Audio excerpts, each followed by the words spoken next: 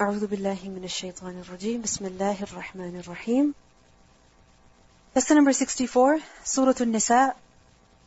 وَلِلَّهِ مَا فِي السَّمَاوَاتِ وَمَا فِي الْأَرْضِ. And to Allah belongs whatever is in the heavens and whatever is on the earth. Everything belongs to Allah. Allah does not need anyone's friendship. He does not need anyone's worship. He does not need the people to obey Him, to stay away from His prohibitions. No.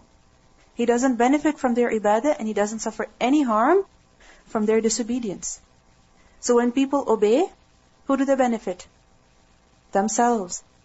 And when they disobey, who do they harm? Themselves. وَلِلَّهِ مَا فِي السَّمَاوَاتِ وَمَا فِي الْأَرْضِ. To Allah belongs everything that is in the heavens and everything that is in the earth. وَكَانَ اللَّهُ بِكُلِّ شَيْءٍ مُحِيطًا. And Allah is all-encompassing with everything. Meaning every single thing, whether in the heavens or the earth or anywhere else, Allah subhanahu wa ta'ala is muhit of it. Muhit is from the root letters ha, wal, ta, from the word ihata. And ihata means to encircle something, to encompass something, to encircle something from all sides, that it doesn't have any escape. It cannot get out. So Allah is with everything muhit in two ways. First of all, in knowledge. That every single thing, every single person, what does he do? What does he not do? What is he feeling? What is he thinking? What is he saying? What is he intending? Allah subhanahu wa ta'ala encompasses everything in His ilm. And secondly, in His qudrah, in His ability. That everything is under His power. He has control and power over every single thing. So who is the wise person? The one who submits to Allah. Like Ibrahim alayhi salam. The one who obeys Allah. The one who stays away from the prohibitions. So what do we learn from this ayah? That if everything is in the control of Allah subhanahu wa ta'ala, then what should we do? We should submit ourselves willingly. How should we submit ourselves? Entirely. And everything in the heavens and the earth is submitting to Allah. Now, doesn't it suit a human being to submit to Allah subhanahu wa ta'ala as well? If you think about it, the sky, the earth, the creatures on the earth, all of them, if you think of it, the human being is better than them. Why? Because the human being has been given aql, intelligence. Are you more intelligent than the plants? Of course you are. Are you more intelligent than cows? Of course you are. So if the cows have submitted to Allah, if the sky has submitted to Allah, does it not behoove you, O human being with aql, to submit to Allah? Of course it does. So if a person does not submit to Allah, what is he showing? What is he doing? He's being foolish. He's showing that he doesn't use his aql. And we think that if we are using our aql, then we must not obey. We must not obey Allah subhanahu wa ta'ala. And we must do whatever we want to because we're being very intellectual. We're using our mind, we're being logical. But being logical means that you submit to the one who created you. You submit to the one who is supreme power, supreme authority. We learn in Surah Fussilat, ayah number 11, that when Allah subhanahu wa ta'ala created the heavens and the earth, فَقَالَ لَهَا وَلِلْأَرْضِ. And He said to it, meaning the sky and the earth, ائْتِيَا طَوْعًا أَوْ كَرْهًا. Come into being willingly or by compulsion. طَوْعًا أَوْ كَرْهًا. Willingly or by compulsion. قَالَتَا. They too said, أَتَيْنَا طَائِعِينَ. We have come willingly. This is what they chose. They were given the choice. Willingly or unwillingly, you have to come. What did they say? We come willingly. What about us? Unwillingly? Because sometimes we do obey the commands of Allah, but what is the state of our heart? What is the state of our heart? It's unwilling. We're not willing to obey. The wise person, the most intelligent person, is the one who first of all submits to Allah, and secondly, he submits with willingness. And we also see that Allah subhanahu wa ta'ala is the owner. And He is the one who has supreme authority. He is muhit. Now, whether a person submits or not, Allah subhanahu wa ta'ala is still the owner. Allah subhanahu wa ta'ala is still the supreme authority. We cannot damage His authority by disobeying Him. We will only benefit ourselves. Now in the following ayat, some more issues pertaining family life, married life are mentioned, as were mentioned at the beginning of the surah. وَيَسْتَفْتُونَكَ, and they request from you. From who? From you, O Prophet sallallahu alaihi wasallam. What? A legal ruling فِي النِّسَاء, concerning women. وَيَسْتَفْتُونَكَ فِي النِّسَاء. يَسْتَفْتُونَكَ is from the root letters fa, ta, waw. Fatwun, fatwa. It's from the root letters fa, ta, waw, fatwun, fatwa. And what does it mean? What is a fatwa? A legal ruling, a formal legal opinion, a legal ruling. And istifta, yastaftunaka, what does it mean? To seek, to request, to inquire about a legal ruling. So istifta is talabul fatwa. It is to seek a legal ruling, to ask about a legal ruling.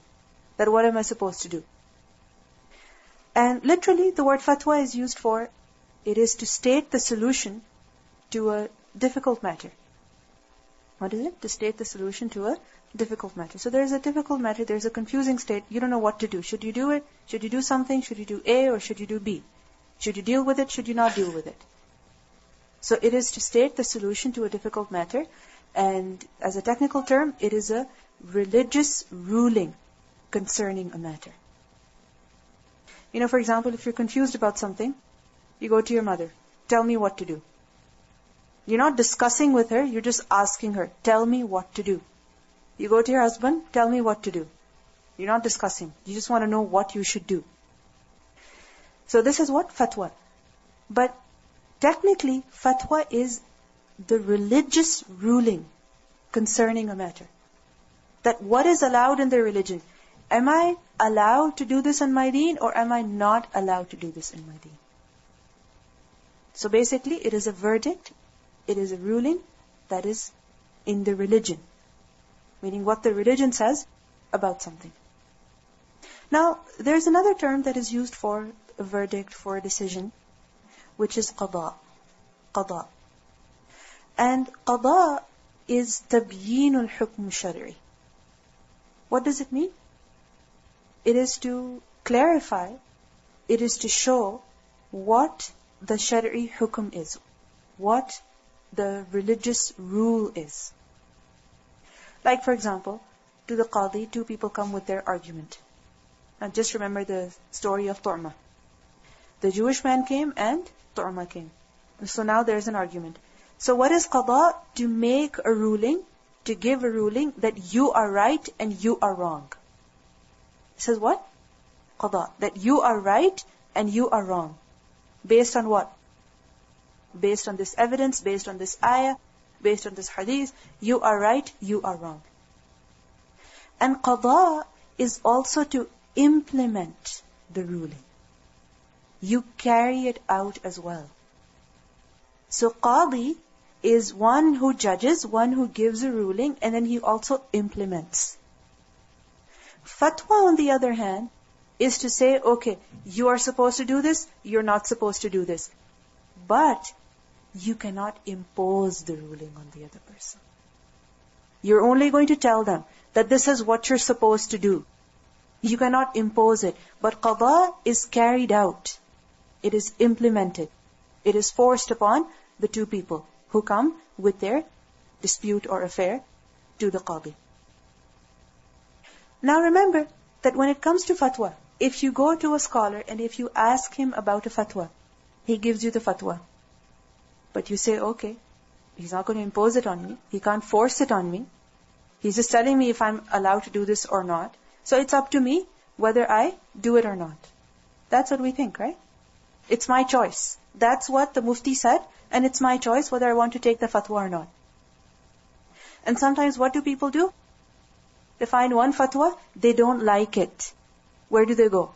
To somebody else, and They ask them the fatwa, they give them the fatwa. If they like it, they will take it. Now this is something incorrect. Why? Because Allah subhanahu wa ta'ala says, فَاسْأَلُوا أَهْلَ الذِّكْرِ إِن كُنْتُمْ لَا تَعْلَمُونَ. Ask who? The people who have knowledge, if you don't know. So why are you asking them? To test their knowledge? No. To find out about what you should do. So if you've asked someone, and what they're telling you makes sense to you, it is correct, there is an evidence behind it, then what should you do? Take it. Don't go around fatwa shopping. So, يَسْتَفْتُونَكَ, they ask you a legal ruling, that what does the religion say? What should we do? And who does you refer to? The Prophet ﷺ. And who does they refer to? The Sahaba. We read another word as well. In Surah Al-Baqarah, يَسْأَلُونَكَ. They ask you. That was just about, okay, يَسْأَلُونَكَ, for example, عَنِ الْمَحِيض, or يَسْأَلُونَكَ عَنِ الْأَهِلَّةِ, about the new moon. What is this? What are we supposed to do? Does it have some basis in our deen, or does it not have any basis in our deen? What are we supposed to do? And over here, يَسْتَفْتُونَكَ فِي النِّسَاءِ, concerning the women. Meaning with regards to the rights of the women. What is obligatory upon us? What is not obligatory upon us? Do we have to do something? Or are we allowed to leave it? يَسْتَفْتُونَكَ فِي النِّسَاءِ. Now what was their fatwa concerning the women? Concerning the issues of women? What were they inquiring about? What legal verdict were they asking for? First of all, about their inheritance shares. About the inheritance of the woman. Because the Arabs, they had no concept, as we learned earlier, of giving an inheritance share to a woman. For example, the wife of the person who had died, she wasn't given anything. It was understood. That was their culture. Why? Because what will she do with that money? I mean, she's become old. Her sons need the money. She doesn't need the money. And if she has the money, what is she going to do with it? Is she going to go to battle? Is she going to take a sword? No. So she's not going to help us, so why give her the money? So this is why they came asking the Prophet ﷺ when the ayat about the inheritance were revealed. Which we studied at the beginning of the surah, that this woman gets this much share, this woman gets this much share. If you remember, the sister, the mother, the daughter, the wife, all of them were given their shares. So they came up to the Prophet ﷺ that, how come women are being given a share of inheritance? Why? So يَسْتَفْتُونَكَ فِي النِّسَاءِ. Secondly, concerning the women, meaning about their mahr. Because what was the culture of some people? What was the tradition of some people? What was their practice? That the wali, the father or the guardian, he would take the mahr. And it would not be given to the daughter or the sister. Similarly, the mahr, the man would not give to the wife and he would keep it with himself. So, وَيَسْتَفْتُونَكَ فِي النِّسَاءِ. And thirdly, about the nisa, meaning about their rights, about their obligations. And just imagine, just as all of you, when we read those ayat, people had different questions. When we read the ayat in the beginning of Surah An-Nisa, people had so many different questions. What about this case? What about that case? Similarly, just imagine the Sahaba, they had different questions. And all of them came to the Prophet ﷺ inquiring about different issues. What does Allah say? قُلِ اللَّهُ, say to them that Allah yuftikum, He gives you fatwa. فِيهِنَّ, concerning them. They're asking the Prophet ﷺ. And who is giving the fatwa? Allah subhanahu wa ta'ala is. قُلِ اللَّهُ يُفْتِيكُمْ فِيهِنَّ. Allah is going to give you a fatwa concerning them. So they ask the Prophet, but Allah gives a solution Himself. What does this show? The importance of the subject at hand. Importance of the issue that is in question. قُلِ اللَّهُ يُفْتِيكُمْ فِيهِنَّ. Because if Allah reveals concerning something, if Allah gives a fatwa concerning something and uses this word, Allah gives fatwa, what does it show? The importance of what is being spoken about. So, Allahu yuftikum fihinna. Now, the general fatwa about the women concerning their mahr, concerning their rights, they have already been mentioned. They have already been mentioned. That, for example, for the inheritance, لِلذَّكَرِ مِثْلُ حَظِّ الْأُنْثَيَيْنِ وَآتُوا النِّسَاءَ صَدُقَاتِهِنَّ نِحْلَةً. So all of these fatwa were actually given earlier. So what is meant by this statement of Allah that قُلِ اللَّهُ يُفْتِيكُمْ فِيهِنَّ? Meaning Allah has already given you a fatwa concerning them. What do people do generally? They learn about one thing and they bring up several questions. They ignore the text and what do? They come and ask the person who told them. For example, it says very clearly in the ayah, the hukum is very clear in the ayat, but still some people come and ask, okay, but what about this issue? And if you read the ayah, the message is clear. The verdict is clear. So قُلِ اللَّهُ يُفْتِيكُمْ فِيهِنَّ, meaning Allah has already given you the general fatwa concerning the women, concerning their rights, concerning their mahr. Allah has already told you. وَمَا يُتْلَى عَلَيْكُمْ فِي الْكِتَابِ. And what has been recited upon you in the book. Which book? The Quran. Meaning, وَيُفْتِيكُمْ, and gives you fatwa. What gives you fatwa? مَا, that which, يُتْلَى عَلَيْكُمْ فِي الْكِتَابِ, has already been recited to you in the book. Meaning, if you consult the book, you will find the solution in the book. If you consult the book, you will find the solution in the book. Many times, the ayat of the Quran are clear, but still what do people do? They go to a scholar and ask a fatwa. For example, we read very clearly, وَحَرَّمَ الرِّبَا. Allah has forbidden riba, but still people will go to a mufti, they will ask, okay, but in my case, in my situation, what about this and what about that, and can I do this and can I not do that? I mean, if you read the Quran, it's clear. Why do you need to ask someone? وَمَا يُتْلَى عَلَيْكُمْ فِي الْكِتَابِ, wa is connected with يُفْتِيكُمْ. Meaning, وَيُفْتِيكُمْ مَا يُتْلَى عَلَيْكُمْ فِي الْكِتَابِ. If you refer to the book, the verdict is already there. Now over here, in this ayah, the fatwa is not mentioned. But by saying مَا يُتْلَى عَلَيْكُمْ فِي الْكِتَابِ, attention is being directed to the ahkam that have previously been stated. فِي يَتَامَ النِّسَاءِ, concerning the orphans of the women. What does it mean by this? فِي يَتَامَ النِّسَاءِ, concerning the orphans of the women. This has been understood in two ways. First of all, النِّسَاءُ الْيَتَامَى. النِّسَاءُ الْيَتَامَى, meaning the women who are orphan. So basically, orphan girls. So basically, what does it mean? Orphan girls. Secondly, yatama nisa means the yatama of the women. Meaning the orphan children. The orphan children of the women. Which women? The widows. And others have said that yatama nisa means ummahatul yatama, the mothers of the orphan children. So in one sense, the verdict is about who? The orphans. And in the other sense, the verdict is about who? The women, the mothers, the widows. So fi yatama nisa, meaning Allah has already given you a ruling before in the surah concerning who?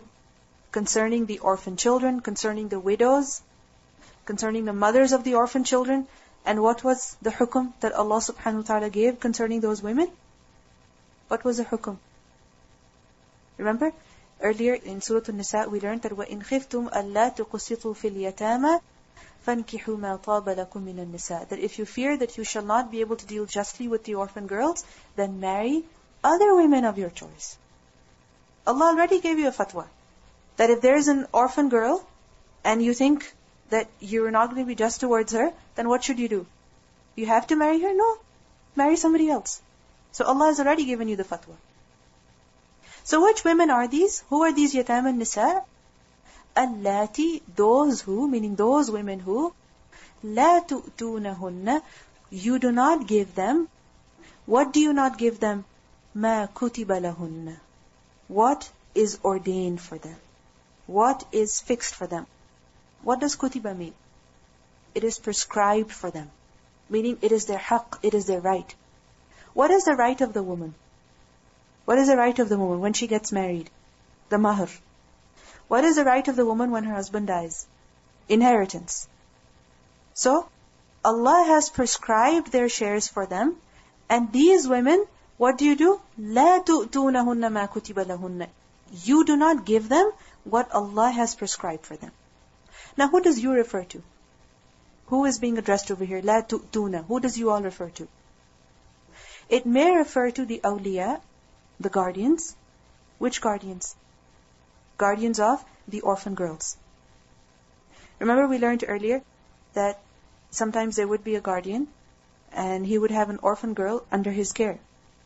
He would like her beauty, he would want to marry her, or he would want her to marry, some close relative of his.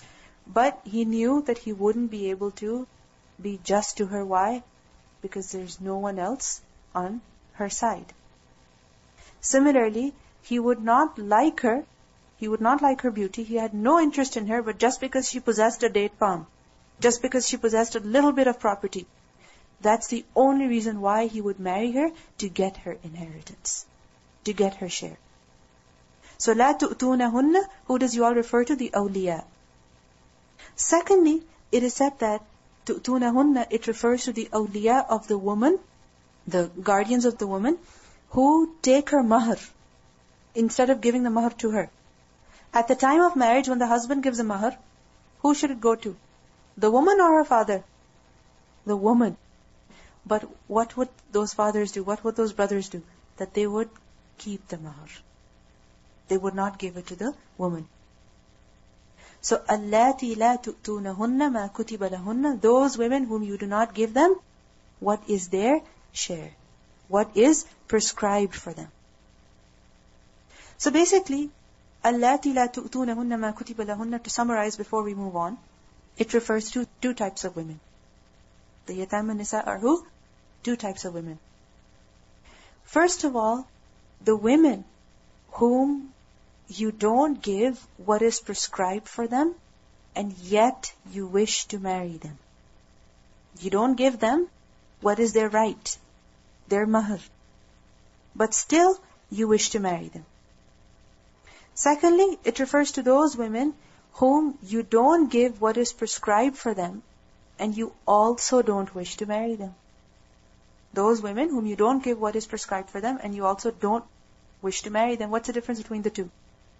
The first is that you wish to marry them, despite the fact that you don't like them, you don't give what is prescribed for them. And the second is that you don't wish to marry them. So, about these women, Allah subhanahu wa ta'ala has already given you a fatwa. What is that fatwa? That فَانْكِحُوا مَا طَابَ لَكُم مِّنَ النِّسَاءِ. Don't marry these women. Instead, who should you marry? Who should you marry? Somebody else. So the fatwa is already given where? In Surah An-Nisa, ayah number 3. Write that down. Surah An-Nisa, ayah number 3. Because the fatwa is not mentioned in the ayah, whereas Allah says over here, قُلِ اللَّهُ يُفْتِيكُمْ. The fatwa is not mentioned, but it is being referred to, that it has already been given to you concerning these women. وَتَرْغَبُونَ, and you wish, you incline, أَن تَنْكِحُوهُنَّ, that you marry them. You wish to marry them. Now over here, تَرْغَبُونَ is from the root letters Ra, Ghain, Ba. Ra, Ghain, Ba. From the word Raghba. And Raghba is to like, to wish, to incline towards something. And the word Raghba cannot be used by itself, meaning it has to be followed by another word that specifies the meaning. It has to be followed by a word that specifies the meaning. It could be رَغِبَ عَنْ, like we learned earlier, وَمَنْ يَرْغَبُ عَنْ مِلَّةِ إِبْرَاهِيمِ. Remember in Surah Al-Baqarah? Who would turn away from the religion of Ibrahim? So, رَغِبَ عَنْ, not an that you see here. It's an, away from, ayn. رَغِبَ عَنْ, when رَغِبَ is followed by an, it gives a meaning of to leave something, to dislike something, to detest something, to not have any inclination for something. This is the meaning of رَغِبَ عَنْ. The second word that you can put after رَغِبَ is fi. رَغِبَ fi. And what does رَغِبَ fi mean? To be interested in something, to like something, to be inclined towards something. So you understand the two words, and if you think of it, they're completely opposite. One is to dislike, have no interest in, and the other is to like, to have interest in, to be inclined towards something. If you look over here, which word is being used? Neither. And this is the beauty of the Qur'an. That by using neither, both are implied. By using none, both are implied. So this part of the ayah can be looked at in two completely different ways. This is how the Qur'an is so brief. This is how the Qur'an is so concise. So وَتَرْغَبُونَ أَن تَنْكِحُوهُنَّ can be understood in two ways. First of all, تَرْغَبُونَ عَنْ, that you do not desire to marry them. You have no interest to marry them. Why? Because of their ugliness, because of something in them that you don't like, because of their age, because of something or the other, you don't want to marry them. And remember all of those different stories that I mentioned to you, incidents that I mentioned to you, in which sometimes they wouldn't marry the girl themselves, they wouldn't let somebody else marry. Why? Because then her property is going to go to somebody else. And what would they do? They would put a sheet, a shawl over the woman that indicated that now she's going to remain unmarried for the rest of her life. And basically when she would die, then the guardian would inherit her one palm tree. Like the little bit that she had. This is the injustice that they would do on the women. That they had no interest in marrying the women. They would not let somebody else marry the women. Why? Because they wanted their property. Now one was that you go kill her. But you're actually being nice. That you're not killing her. You're just letting her live in your house. And you're just waiting for her to die. And as soon as she dies, then you take her property. Aisha radhiyallahu anha has said about this verse that it is about the man who is taking care of a female orphan, being her caretaker and inheritor. That he is going to be her caretaker, he is her guardian, and he is also going to be her inheritor. Why? Because she doesn't have any other relatives left. Her money is joined with his money to such an extent that she shares with him even the branch of a date that he has. Meaning, he has completely taken her wealth. So he likes to marry her himself and hates to marry her to another man. Why does he want to marry her? For material gain. And why does he not wish to get her married to somebody else? Why? Because then he would have a share in her money. Therefore, he refuses to let her marry anyone else. So this ayah was revealed. This is why this ayah was revealed. So first of all, تَرْغَبُونَ عَنْ, that you have no interest in marrying them. You don't think that you're actually going to treat her as your wife and have a family with her. No. No interest in that. Secondly, تَرْغَبُونَ فِي, that you have interest in marrying such women. Why? Maybe it's her beauty. Maybe it's her beauty. Maybe it's her wealth. So you have some interest in marrying her. But you know that you will not be fair. So Allah subhanahu wa ta'ala has already given you a fatwa that don't marry such women. Instead, who should you marry? Somebody else. If you want another wife, go marry 2. If you want more, go marry 3. Go marry 4. But don't marry her and then oppress her. Don't marry her and be unjust towards her. Now this is the completion of the first clause. The first issue. That Allah subhanahu wa ta'ala gives you fatwa concerning the women. Which women? Yatama. And what's the fatwa concerning them? What's the fatwa concerning them? It's not mentioned here. Where is it mentioned? At the beginning of the surah. And what is it? That don't marry them. Secondly, وَالْمُسْتَضْعَفِينَ. Meaning, and وَاللَّهُ يُفْتِيكُمْ فِي الْمُسْتَضْعَفِينَ. And Allah gives you a fatwa concerning who? The mustad'afina min al-wildan. From the children. Mustad'afina is a plural of mustad'af. And who is mustad'af? One who has been made weak.